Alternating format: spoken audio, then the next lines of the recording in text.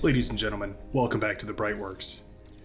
I didn't believe it at first, but it appears that the Nostradamus maneuver is more powerful than it once seemed.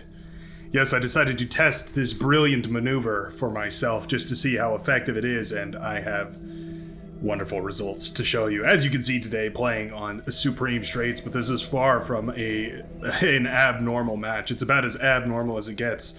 As you might notice, there are some interesting commanders out here on the field because the Legion faction is enabled. Not only is the Legion faction enabled, in fact, the scavenger units are enabled as well. So this match was destined to be a weird one, but I just cannot wait to show you exactly what goes down here. I just finished this match. I kid you not, recording this maybe 5 minutes after playing this game. I've been debating whether to put this, like that whole 5 minutes after playing this match, I was debating the entire time whether this should go up on the channel, but I figure I've already shown one example. The gin is already out of the bottle, and it is, well, I might as well milk this for the content. I wouldn't be a good creator if I didn't absolutely exploit this ridiculously cheesy play to the absolute most highest extent. But as formality would indicate, why don't we meet our leaders for the teams here spawning in the northeastern side. For our blue team, we have Pure Tilt. Pure Tilt. Maybe that stands for energy, maybe it stands for excited, maybe it stands for a whole host of other things. But Pure Tilt, definitely a very high skill player, and they contribute a lot to this front line. This strategy that happens on here could not have happened without their contributions on the front. And so indeed, this commander definitely contributes very heavily. This is a Legion commander, so we do get to take a look today at some of the Legion units engaging in that warfare that we love to see here. Was he microing this to shoot the crab? Wow, he really was. Pure Tilt, so much spare APM, so much raw action potential within this commander that we're actually using it to shoot down the innocent wildlife rather than prioritize harassing the enemy. These Legion commanders are really interesting. They have a riot cannon on them, similar to a pounder, which is really, really interesting. Wow, look at that. I forgot that we had that enabled. I'm still getting used to it. Loads of metal there. You can see from the reclaim boxes. That's always really cool to see. We can just enable that with this menu here as well. You can see just how much metal is tied up in the middle of this map. But I really want to see these Legion units go at it, because I think they're going to be really, really neat to see. We already see a cacophony up and running. And this Gatling turret can be really, really difficult to deal with because it's a land defense, it's an air defense, and if you've never played against Legion, it's also just terrifying. We think we have a D-gun here, but we do not. And Bodabil is suddenly jumped on top of by this commander, brought down to 5%. Did not realize that there was no did not realize that there was no D-gun to take that down. Some goblins marching forward. I'm already starting to memorize the names for some of these Legion units, despite them probably going to be changed in the future. Anyway, goblins marching forward, getting a little bit of economy damage done. The interesting part about this map, when it's turned into lava, is that there's not really any water play, right? It just becomes all about the straight. But that does mean we get to see some interesting strats from the backline. A Seer, for one, goes for some really, really unique stuff. You can see going up for that T2 bot lab right away. Very, very nice. I was trying an interesting economy strategy here where I went for a ton of energy converters. I'm usually not a proponent of them. I tend to think that they're actually a really big waste of energy. But on this map specifically, you can get energy so cheaply from these windmills that I start mass producing them and mimicking the maneuver that we saw in that other game. Let me pull up the name of that player one more time, just to make sure I'm remembering it correctly. Ah, yes, Nostradamus, pronounced like Nostradamus, I want to say. Nostradamus? Maybe it's just US? Something like that. Nostradamus being the player who I learned this from, so all the credit in the world goes to them, as I can, with surety in my heart, to say that this is the most ridiculous, most effective play that you've ever seen. I just don't have the words. Just don't have the words at all. If you haven't watched my video covering the best game of Beyond All Reason ever, go check that one out. That's where this is from. and you'll definitely understand exactly what I'm talking about. But otherwise, I'm not going to spoil it because it gets really interesting. But there's a few interesting notes before we get to that point that I definitely want to cover. Some really good unit control that I'm really excited to show you guys. Meanwhile, on the front line, we're mostly static defensing up. Legion commanders have access to this drone defense, which is these 4 replaceable drones that go out and they can just shoot at things. And they'll most likely be killed, but they just will be rebuilt again for 15 metal at their defense port here. You can see these, well, any of them that aren't full should probably be rebuilding drones. I'm not sure exactly why these ones aren't, but anyways, you can see the drones go out here and they're like really tiny little gunships. They'll get shot down, but then they'll just get rebuilt again. Eventually. They're supposed to be rebuilt again. I'm not sure how long this takes or exactly what is going on here. Maybe Legion still has some quirks to iron out. That's definitely possible. Potable in a little bit of trouble here. Commander down to 29%. Looks like we can only construct the drones every once in a while. That must be the hold up here. You can see the range on these is actually quite nice. It's Cacophony under siege from some default shell shockers. Very nice to see. Wow, this blood splatter from that crab. It's so gory. Yikes. Marksman doing an excellent job of teching up here and handing out T2 to the whole rest of the team. I was much more greedy. I did not hand out T2. I haven't quite gotten there yet, but when I do, I don't hand them out. Maybe I should have.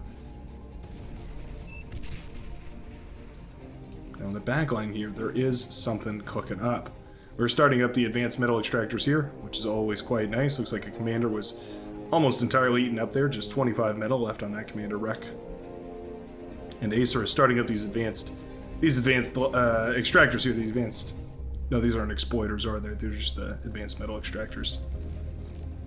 Always forget that that's its own unit and it's called its own thing. Get very confused. This battle on the front line is raging heavily, though. We have Lashers out, the Cortex missile truck to shoot down those drones whenever they do pop up. Tons of artillery firing against these Gatlings. These Gatlings are really interesting. They're like an early game sharpshooter. It's kind of the role that they fell in. Wow, there's counter drones. So we have drones fighting drones. Here we have the ballista and medium rocket launcher. We actually don't have any medium rocket launchers currently in the game. But you can see these things fire a huge rocket projectile and it does a ton of damage. They're a even longer range siege unit than the aggravator or the rocketeer, which is quite interesting. It's a unique role that they fill, but also do so much damage. Really high damage. You can see those rockets are absolutely devastating. If we take a look at the name of it, yeah, just rockets. Short, sweet, and to the point here. More and more of these drone defenses are coming up and online, and I really like them. I think they're actually really quite interesting. They force the enemy to constantly have some sort of anti-air on the front line shooting them down, otherwise they're just going to be whittled away here. Very interesting to see. Mixing Legion in is definitely one way to create some really interesting gameplay cycle here. Potobill's commander actually goes down right here in the middle of the field. These ballista getting their worth in metal right now. They're being harassed by an aggravator, though, as well as some of these drone bots, which I can't actually select. That's interesting. Now, what do we got in the back lines? Still just upgrading our metal extractors. I'm waiting for a very key moment here. Maybe this is a bit weird that I'm so aware of this game, but I just did not want to wait before I recorded this video because I wanted to be keenly aware of all the interesting decisions that are made and the interesting tactics that come into play in this game. I did not get a chance to pay attention to this front line, so this is mostly new to me. That's why I'm so focused over here, is because a lot of this is actually brand new. I didn't see this part of the game. These drone defenses are really interesting. They serve a really weird role where they are like a passive harassment, much less so than like an active bombardment, like an aggravator or something else like that. Really interesting stuff. Interesting. I noticed that the drones slowly decrease in health. These are just passively dying. They must have to go back to their port and charge up. Yeah, okay, I see.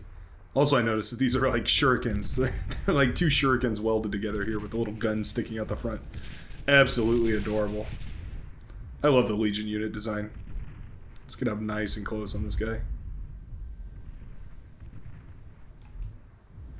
An adorable unit. Yeah, I love to see these guys. As far as strategy, I'm not dissecting this one too heavily, you might notice. That's because this is just a fun game, you know, we're not playing for competitive spirit or anything, and so a lot of the traditional builds, a lot of the traditional timings are basically thrown out of the window. It's not like this is organized in any sort of, I mean, barely any fashion at all here. We just get to enjoy the casualties here. Legion commanders have upgraded to level 2. I think there should be a voice line for that for sure. That's a Cortex commander. The Cortex and the Legion commanders look very similar here. Let's see if we can find one. Ah, there they are. Upgrading to get that little Gatling gun on the left arm here. Now they have Gatlings. Yeah, indeed they do. The Legion commander is interesting because it doesn't get that D-gun ability, but it does get the napalm missile, which is quite interesting. A huge shout out to Slapish, definitely a huge player in this game, allowing me to tech up properly and giving me tremendous support throughout this game. Slapish, if you're watching this one, my commendations to you, friend. You were part of the reason that this was possible. I think without a supporter, this strategy becomes a whole lot weaker. But you notice I'm jumping straight up to an advanced fusion. We have the metal storage, so there's a lot of metal stored up here, but I'm also not using very many of these construction turrets, so this is going to take a while, but it's barely draining anything from my actual energy storages. That being said, energy production is also continuing to grow up, which means that these energy converters are going to continue producing more and more energy. There's something to be said about these energy converters. I'm quite pleased with the effect that these actually had. I might have to reevaluate my stance on the T1 energy converters. There might be an argument for them on these really wind efficient maps. Oh, I've missed it. A commando has touched down. I said I wanted to watch for this. It was so quick. You can see this commando building landmines in the enemy base. Look at that. Building mines right next to structures to detonate them. Those are medium mines, so they do a tremendous amount of damage. And this commando has completely disarmed the purple player here. What a dangerous unit. It also has this little rapid-fire cannon on its shoulder. Commando blaster. How do you deal with this unit? You can see in chat, I even said, what a wild unit, as we watch this thing fall down. I wish I had a way to rewind. That's one thing that this player thing, this replay viewer does not have. Are we thinking about a second one? I would love to see it.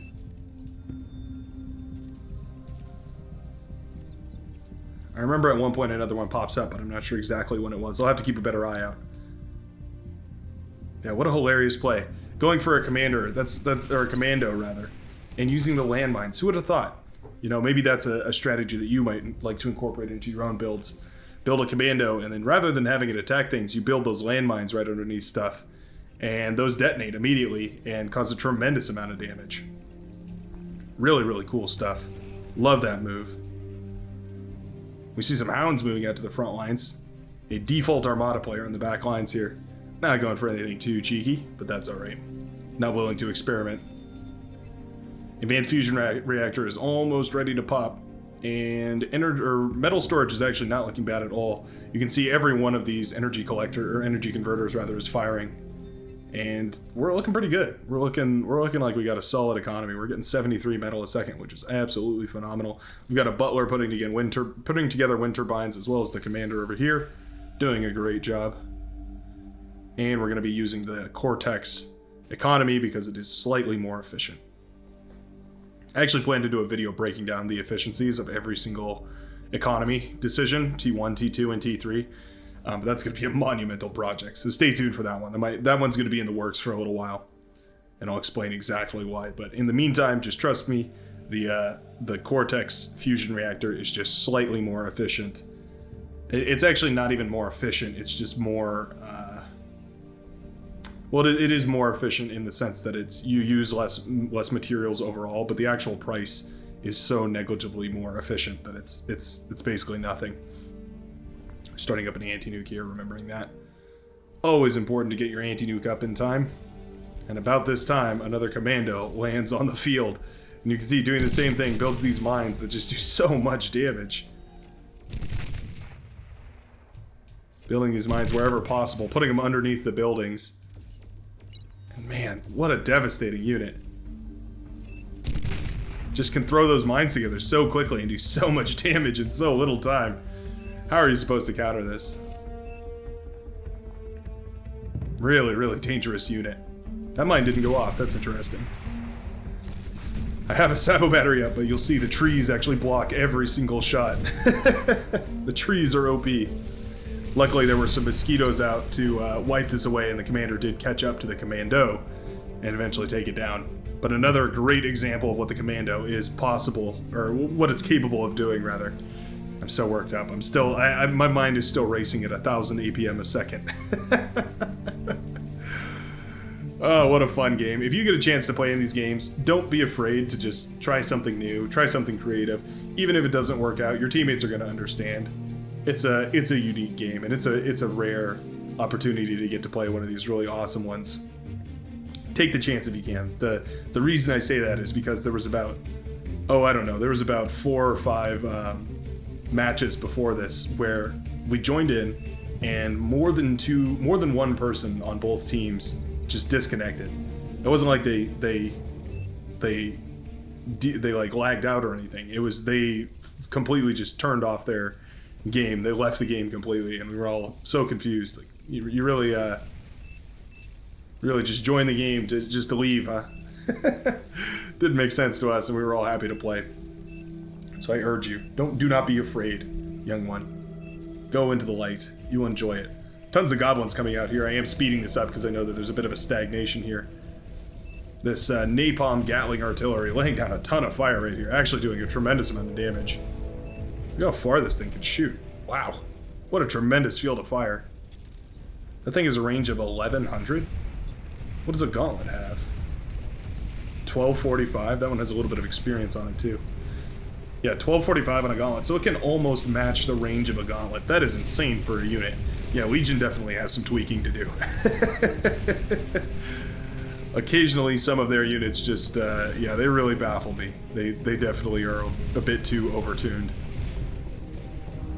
I do wonder what some of these other players were going for, because I didn't see very much of them. Of course, you know, I'm in the game, so I didn't get a chance to see all too much of what everyone else was going for. It looks like Adzi over here was going for some of these suicide drones. Really, really interesting, the kamikaze drone.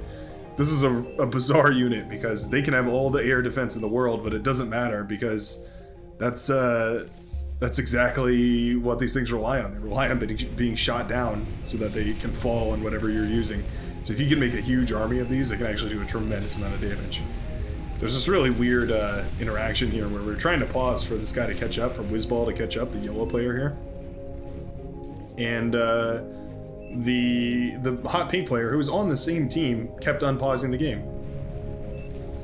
Yeah, Potabill really wasn't having it. Not sure why. It's kind of unsportsmanlike, and especially considering it was their own team trying to pause. I just can't understand what was going on there.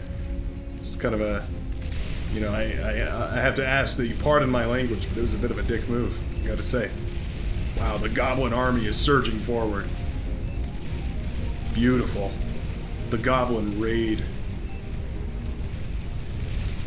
Not sponsored by Raid Shadow Legends. Yeah, vote even came up to kick Potabill.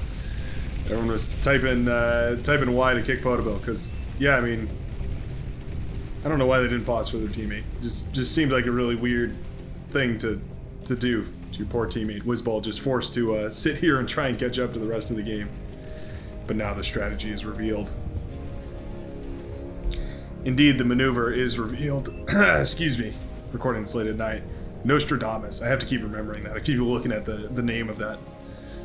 The Nostradamus maneuver, officially named after the player that showed it to me. I'm officially naming it after them anyways. This was hypothesized a while ago that you could build these transporters here, and it might become obvious when you look down here and see what comes up after these are queued. Indeed, all of these workers will build a nice big array of these construction turrets. And their next build order reveals exactly what's supposed to happen here. Oh, yeah, there it is. The beamers come online, and they are all going to start being built here. And so, of course, the plan is to take the abductors, pick up the beamers, and go drop them all over the enemy lines. Really, really bizarre strategy. Nostradamus was the one who came up with this, again, in that other video. And let me just tell you, that video blew me away, because I could not come up with a counter for this strategy then, and I still cannot come up with a counter for the strategy now. That's why I need you, the loyal viewer, to help me with this by letting me know what you think, letting me know how you would counter this bizarre strategy that you're about to see unfold here. How many abductors are we up to now? 95 abductors in counting, with tons and tons of these turrets up and running. I had a lot of struggle picking these turrets up, actually, but then I discovered that actually if you just select your aircraft here, you hit the load button, or you actually don't even have to. You can just hover over something and hold left alt, and then right click and drag. You can hold a circle and it'll only pick up all those units in that circle, which is really convenient. Especially for if you're doing, you know, you're doing some interesting shenanigans like this. And yeah, you can see the planes going out now to pick up all these turrets. I was having a hard time with this first one getting these couriers to pick up their payload here. I'm not sure why they were disobeying. It's really, really unfortunate. Oh, this is interesting. We have some flamethrower mechs moving through the lava here. Very interesting. Are these spotted? They are spotted, I believe. These suicide bombers are going in for a run. Oh, and they take out a huge amount of that advanced solar. The flame mechs appear, the demons. Hold on, let's slow this down. Oh, that's not the right key. Not sure what I'm doing. Let's just take a look here. Oh, an excellent D-gun by Patman. That definitely could have been a whole lot more damaging. I was going to say, why didn't I remember that? But here you can see this. Now, Slapish giving me a huge advantage here by moving the fighters in and doing an excellent job of clearing this. And now we get to watch the wreckage, the carnage. Osebuya, Osebuya, Teros de Madre Vishe. The beamers are down. Yeah, this is bizarrely overpowered. You can see the way this works. All of these are. Whoops! I didn't do the thing I meant to do there. All of these transports carry one of these beamer turrets, and they just drop them all over on the bases, and you can see carnage is wrought everywhere. The beamers are placed, and they get to work immediately on all of these infrastructure buildings. Things are lighting up all over the place. The beamers are relentless as they tear down all these bases.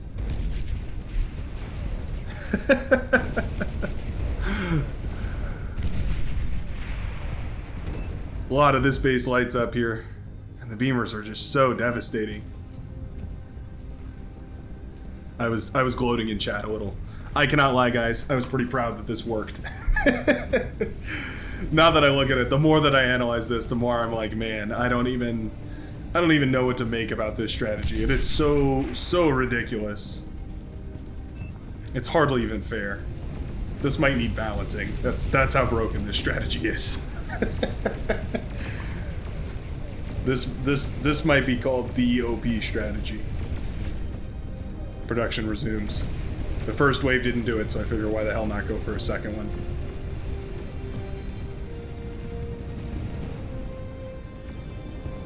We've got the ultra heavy units coming out for the red team here. Because there's quite a lot of interesting units you can produce out of the experimental gantry. I guess this is the Legion experimental gantry, although it's a lot of Cortex units. You can make the Mukade. That's the scavenger unit. That's the Legion unit rather. The scavenger units are this Epic Grunt, the Epic Zor, Epic Karganeth, and the Demon. But all very interesting. You can see the beamer is still, one of them is still working on this thing. The commander is trying to out-heal it, but the beamer is a 5-star general. It's just gonna keep whittling down on this thing. Experience keeps going up. Reload speed on a beamer turret seems hilarious. Some of these epic grunts moving forward, laying down laser fire to try and shoot these things down. Yeah, I kind of feel bad that I took out Whizball. Whizball was basically AFK. Not really though. It was like being AFK, except that they had they had to sit there and watch everything. So that was really unfortunate. Whizball, if you watch this, I do apologize. You get up to 2x until we get to the second wave. Huge props to my team for holding this front line, because otherwise there's no way this strategy could have worked. But also I've learned that I really enjoyed teching with the Cortex buildings. For whatever reason, it just felt like that technology, you know, the economy building was just so much easier to do. I think I'm going to try and get some Cortex constructors out next time I need to tech in a game. And I think I'd encourage you to give it a try, because you might find that it's extremely, extremely nice. It just feels better. Not sure exactly what it is, but whatever it is, it feels a whole lot nicer. Look at this epic Zor over here. The shell this thing launches. It's like a nuclear bomber. That's like the size of the shell that this thing fires. How far is its range? Wow, it actually has a huge range. Yeah, you can really shell away for miles with this thing.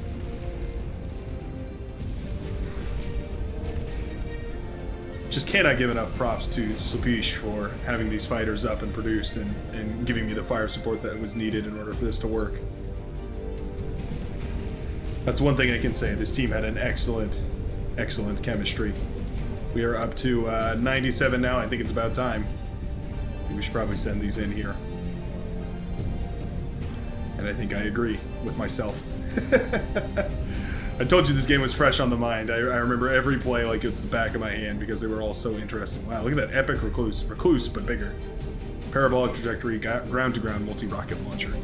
This thing can launch for miles and miles out. Very, very nice. Epic pawn out, too.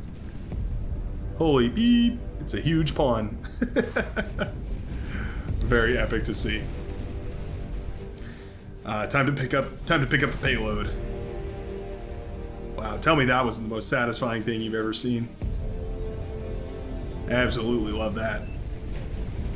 And these guys move out. Look at Slepish, right on top of it, moving the fighters out right on time. I have to give it to Adzi for building a fighter wall, and the only one to build a fighter wall. Very, very difficult to get that up and running properly, especially when you're the only one doing it. I think against this strategy, that's like the only counter that you can really do is just commit to creating so many fighter planes that it's just... I mean, it'd be insane. You basically can't contribute to the rest of the game. If you think about it, I'm an entire player that's not fighting on any of the front lines or contributing in basically any way there. But that does mean that I can do these bizarre strategies. The EMP plus the beamer turret is such a more devastating combo than it really seems like on the surface, because everything is shut down. These EMP beams are super, super paralyzing. They shut down basically everything here, and you can see the beamers start to get to work immediately, and when they start to work together, their damage is just amplified that much more. See, everything gets shut down here. Defenses, constructors, even the advanced fusion reactors, the whole production cycle here gets completely devastated. And everything falls to the beamer might.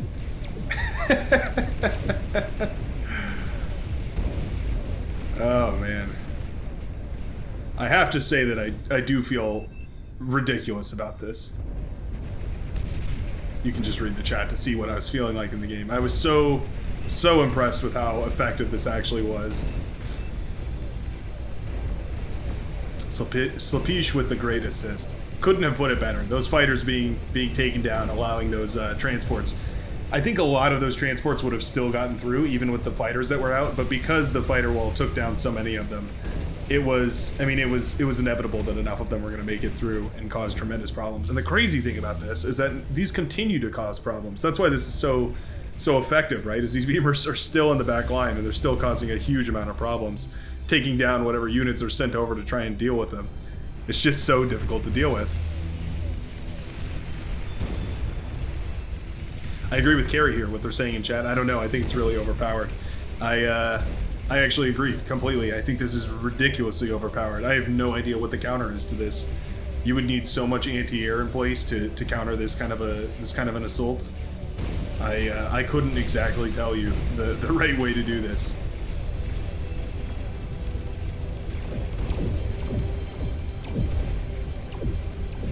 But we can watch the final wave push forward.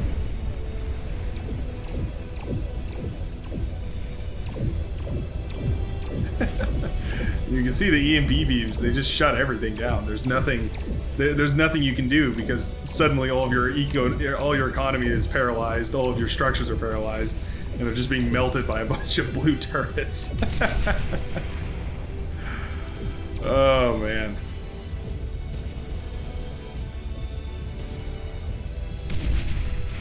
Yeah. This is absolutely broken. At the very least, I'm happy to arm everyone with this so that the fields are set in stone here. You can see just how effective this was at destroying resource production and everything. I hope you enjoyed this absolutely ridiculous game. This was by far one of the most ridiculous that I've ever played, and the Nostradamus maneuver might very well be my favorite new OP strategy. Thanks a ton for watching, and I'll see you in the next video.